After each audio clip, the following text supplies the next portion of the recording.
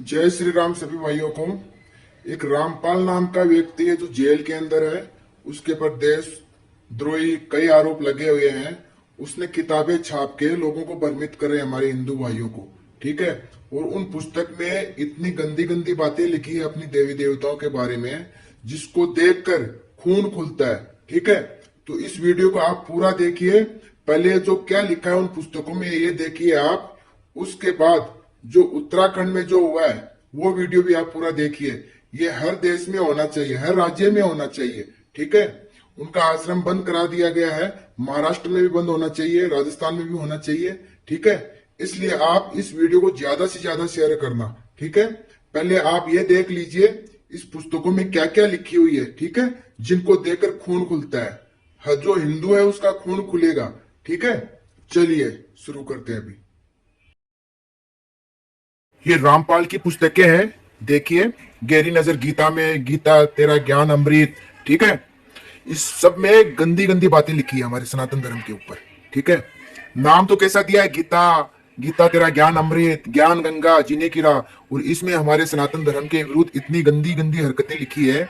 देखिए यहां पर भी देखिए, है यहाँ अर्जुन जी और श्री कृष्ण भगवान है, और यहाँ खुद बैठ गया ये रामपाल। ठीक है।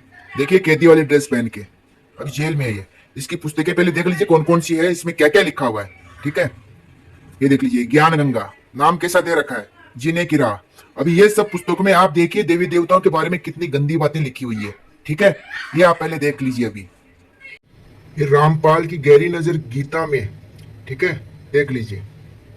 अब इसमें देखिए क्या लिखा है। पहले तो आप यहां पे देख लीजिए, हिंदुओं के शास्त्रों में पवित्र वेद व गीता विशेष है। उनके साथ साथ 18 पुराणों को भी समान दृष्टि से देखा जाता है। देखिए हिंदुओं के। ठीक है। अगर ये हिंदू होता तो हिंदुओं के नहीं बोलता। ठीक है। यहीं से आप पता लगा लीजिए। ठीक है। अब आगे देखिए पेज नंबर 312 पे। देखिए ये पेज नंबर 312 है। ठीक है। यहाँ पे क्या लिखा है, देवी दुर्गा का पति है का प्रमाण। देखिए अब देखिए यहाँ पे क्या लिखा है, अपने पति पुरुष अर्थात काल भगवान के साथ सदा भोग विलास, यहाँ पे देख लीजिए ब्रैकेट में, सेक्स करती रहती हो, आपकी गति कोई नहीं जानता। इतनी घटिया घटिया बातें इसने लिखा है रामपाल ने सभी पुस्तकों में। ठीक है। इसकी जितनी भी पुस्तक है सब में ऐसी बातें लिखी हुई है, गंदी गंदी। ठीक है। अब चलिए आपको मैं दूसरी पुस्तक भी दिखाता हूँ इसकी। और देखिए इसमें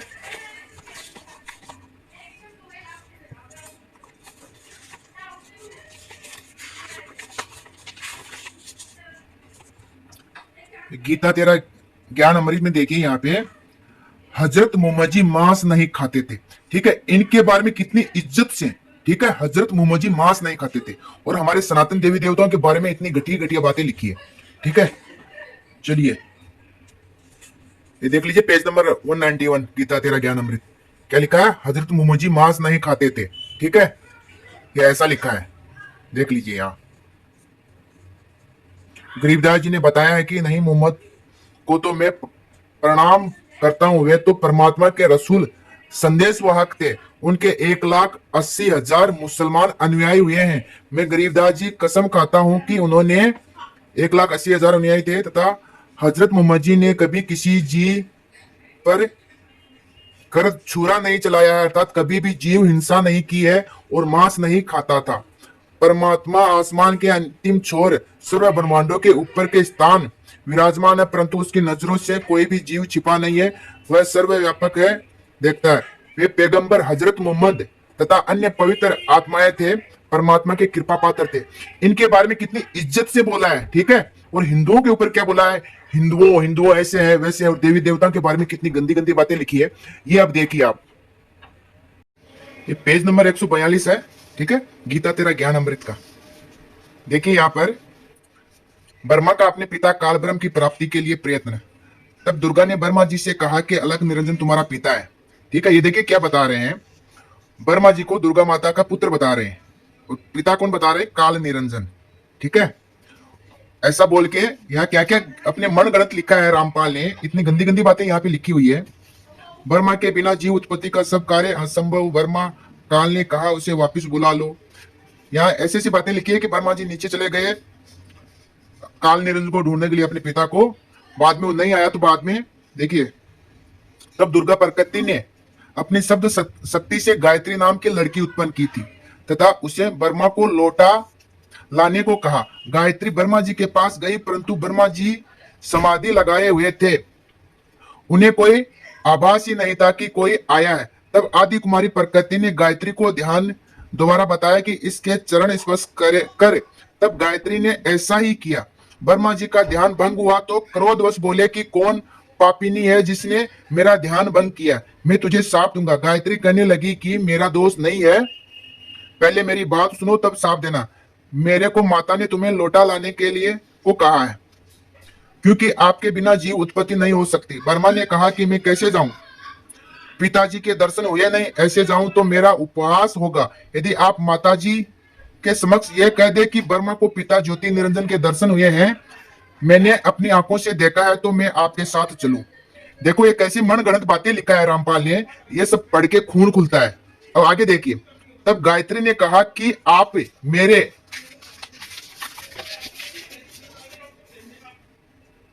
साथ, देख लीजिए क्या लिखा है, कितना गलत शब्द लिखा है, देख लीजिए दोनों या ब्रैकेट में, यहां आप मेरे साथ करोगे तो मैं आपकी झूठी साक्षी गवाही भरूंगी। तब ब्रह्मा ने सोचा कि पिता के दर्शन हुए नहीं, वैसे जाऊं तो माता के सामने शर्म लगेगी, चारा नहीं दिखाई दिया। फिर गायत्री से रतिक्रिया ये किया। देखो कितनी गलत गलत बातें लिखा है यहाँ पे, ऐसी ऐसी घटिया बात लिखा है। ठीक है, ये सब पढ़ के खून खुलता है। आप भाई हिंदू हो तो इस वीडियो को ज्यादा से ज्यादा शेयर करना, कानून तक पहुंचे, सारे आश्रम बंद हो। ठीक है, देख लीजिए बहुत कुछ लिखा है, मेरे से पढ़ा नहीं जाता ये सब। ठीक है, चलिए अब ये देखिए ज्ञान गंगा लिखा है। ठीक है, ये पुस्तकों में क्या ज्ञान लिखा है देखिए आप। ठीक है ना, यहां पर भी यही बातें लिखी हुई है। ठीक है, देखिए तब गायत्री ने कहा कि आप मेरे साथ करोगे तो मैं आपकी झूठी साक्षी गवाही भरूंगी। तब ब्रह्मा ने सोचा कि पिता के दर्शन नहीं हुए, वैसे ही होगा, कोई चारा नहीं है। गायत्री से प्रतिक्रिया देखिए यहां पे ब्रैकेट में की। आगे देखिए,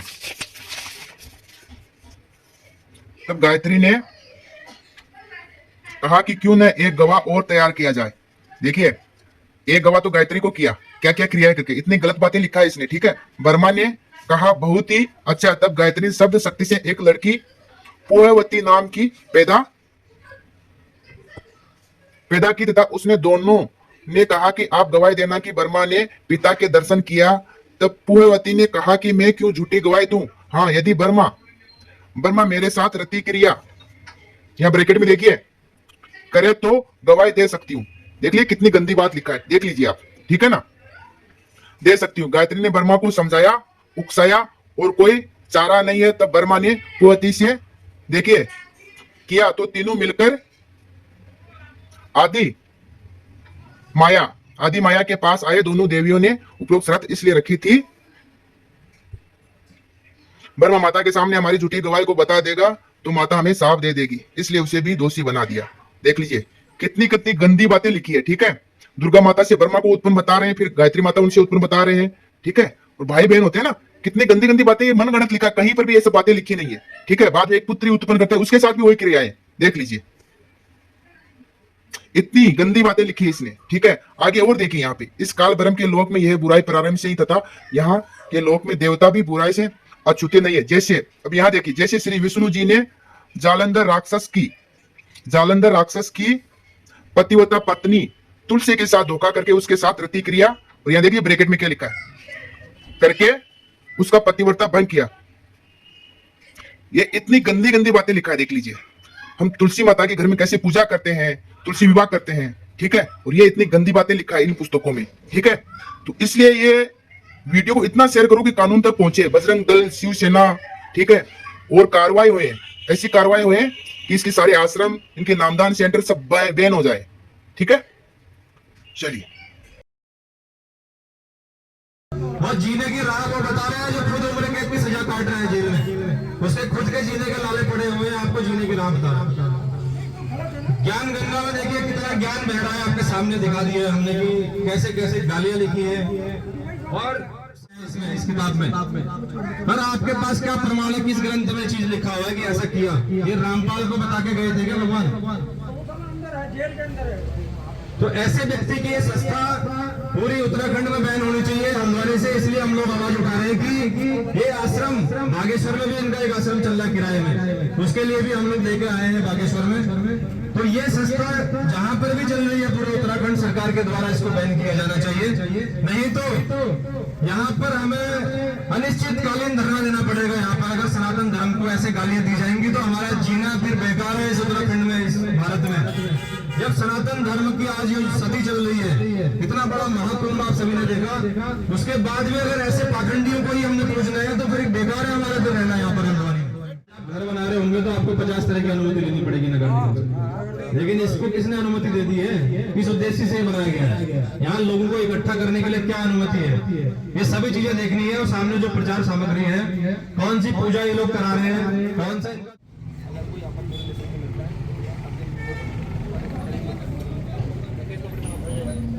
चाहिए आपके साथ और कोई जाओ वीडियो बनाते रहिए और आप वीडियो किसी एक को दिक्कत नहीं है ना कि भाई ठीक है मौके पे जाके आप और साथी हो, हम तो जहाँ बिल्कुल साथी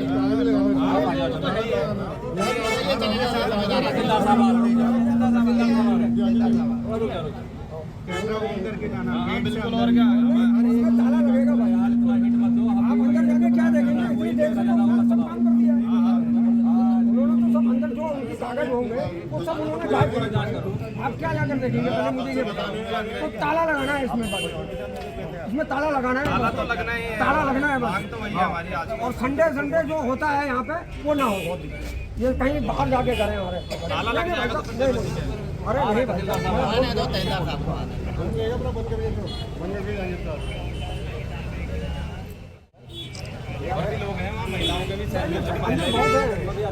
वो पिछली बार भी हमने कार्ड का वो ट्रांसपोर्ट नगर में करा था, उन्होंने महिला को आगे करा था, वो महिला को भेजते हैं आगे। महिला आगे आए, कोई ऐसा कोई कानून तो नहीं रोक पाएगा हमको वहीं कानून अपनी जगह चलेगा, बराबर रास्ते हटा देगा कोई भी हो। अरे आप बता दो, इसका भी कोई नहीं रोक पाएगा। वो महिला को ही आगे बढ़ते हैं। लड़की को आगे कर रहा है तो पुलिस पे ही गोलियां चलवाने वाला है रामपाल, उसी के चक्कर में अंदर है। घरवाला हत्याकांड का मास्टर और कानून की जिम्मेदारी है ना। इतना बड़ा बिल्डिंग बनी होगी तो एक मकान बनाने के लिए 36 जगह 36 चक्कर काटने बाट तो है, बाट तो कब से, हम तो 5 साल से लड़ रहे हैं, क्यों नहीं ये कैसे बन गई पक्की बिल्डिंग, यही तो सवाल है। जब 5 साल पहले हमने बता दिया था कि अपने दान बचाना है और जो आदमी उसका बेटा मर गया था सर, उसका माइंड वेव लॉस किया इन्होंने। उसका बेटा आत्महत्या करने की बेटे ने, उनको तो ऐसा कहाँ मिलेगा? ऐसा ज्ञान देता है। हाँ सर, उसका बेटा मर गया था सर, सुसाइड कर दिया था सर। एक मकान बनाने के लिए कितने कोई मतलब ही नहीं, चलने लायक नहीं होता। पता चल गया होगा ना। और लोगों को समझाते हैं और रामपाल का एक अंगूठा जैसा पहनते हो, रामपाल रामपाल रामपाल करते हैं। साले मतलब कहाँ से मतलब अपने बच्चों तक को पहनाए होंगे, जो यहाँ जुड़ा होगा उसके बच्चे के गले में भी रामपाल का, क्या उसका परिवार का उद्धार होगा, क्या उसको ज्ञान मिलेगा, क्या होगा? गाली दी जा रही है तो कब तक चुप बैठे हम लोग? 20 दिन से चुप बैठे हैं, 5 सालों से कार्रवाई कर रहे हैं, ज्ञापन दे दिए, कई बार इनकी गाड़ियां सीज करवा दी, कई बार इनको जो है मुकदमा दर्ज करवा दिया टीपी नगर चौकी में भी और अन्य जगह। उसके बाद भी 5 सालों से लड़ने के बाद ये पक्का आश्रम हल्द्वानी में खड़ा हो गया। किसने इसके लिए अनुमति दी है?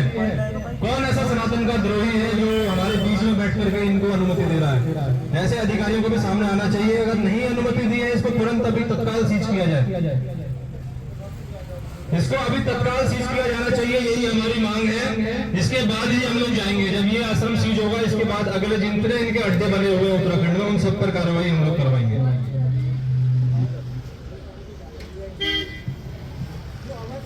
जागो जागो देवगुल के लोगों,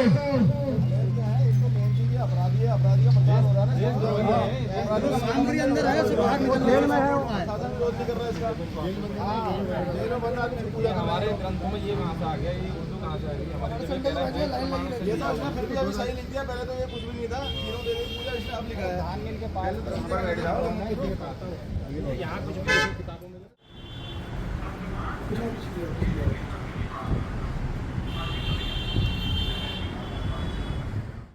यहाँ पे श्लोक तो उठाए हैं वहाँ से, ये इसको देखकर ही हमारा खून खोल रहा है। और इसका अर्थ अलग दिया है। अब यहाँ दिया है कि मुझे कृष्ण समझते हैं, ये भगवत इसमें गीता कुरान में की लिखा है आयतें तक कि लिख दी सर, हमारी गीता के श्लोक में से कुरान की आयतें लिखी हुई है। ये हमने सब कुछ करे, हमें कोई मतलब नहीं।